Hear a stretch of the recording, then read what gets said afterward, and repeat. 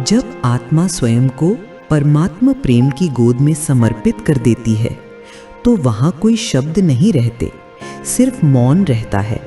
वो मौन जो स्वयं कुछ नहीं कहता पर आत्मा की गहराइयों तक उतर जाता है। ये मौन कोई खालीपन नहीं बल्कि वो शक्ति है जो सेकंड में आत्मा को मुक्ति के विस्तार और जीवन मुक्ति के उल्लास का अनुभव करा दे। वो दिव्य आत्मा मौन की गोद में बैठी है, न कोई शब्द, न ही विचारों की हलचल, बस परमात्मा प्रेम में डूबी ऐसी अवस्था जहां व्यर्थ अपने अस्तित्व को खो चुका है। ये मौन कोई शून्यता नहीं, ये तो भीतर उठती उस अनुभूति की तरंग है जो बिना किसी ध्वनि के आत्मा को थिरकने पर विवश कर देती है।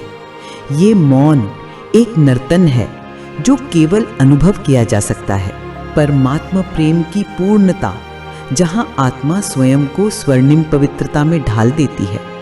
वो कोई भाषण नहीं देता, कोई दिशा नहीं बताता, सिर्फ मौन में स्थित हो जाता है और जो सामने आता है वो आत्मा एक क्षण में शांति का अनुभव करने लगती है। मुक्ति मौन की गोद है, जीवन मुक्ति अतीन्द्रिय सुख की झील है। विशेष आत्माओं की ये अंतिम विशेषता होती है कि वे मार्गदर्शक नहीं, अनुभव दर्शक होते हैं।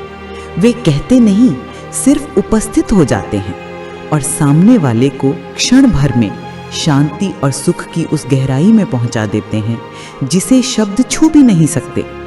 जब संसार भाग रहा होगा विज्ञान की रफ्तार से, तब ये मौन की गति से संसार को जीत लेंगे। आने वाला समय शब्दों का नहीं होगा, संकल्पों का होगा। जैसे अभी वैज्ञानिक पृथ्वी से अंतरिक्ष तक दिशा भेजते हैं, वैसे ही ये श्रेष्ठ आत्माएं परमात्मा निर्देशों को संकल्प रूप में सभी दिशाओं तक पहुंचा देंगी। अब व्यापार भी चलेगा सिर्फ एक श्रेष्ठ संकल्प से। अब संवाद होगा मौन की भाषा से। जो आत्मा परमात्मा के हर फरमान पर स्वयं को अर्पण कर देती है, वही बनती है वो विशेष आत्मा जो दूसरे को भी स्वयं जैसा अनुभवी बना दे। वो मौन का दीपक है जो बिना जले दूसरों को जला देता है। वो शब्द रहित संगीतमय है जो परमात्मा प्रेम की पूर्ण पवित्रता से गुंथा हुआ है। ऐसी स्थिति बनाओ जिसमें व्यर्थ की छाया भी न पड़ सके, जहां आत्मा की हर तरंग से शांति और सुख की अनुभूति बहे। वही है सच्चा योग, वही है सच्चा विज्ञान और वही है परमात्मा मौन की अंतिम विजय।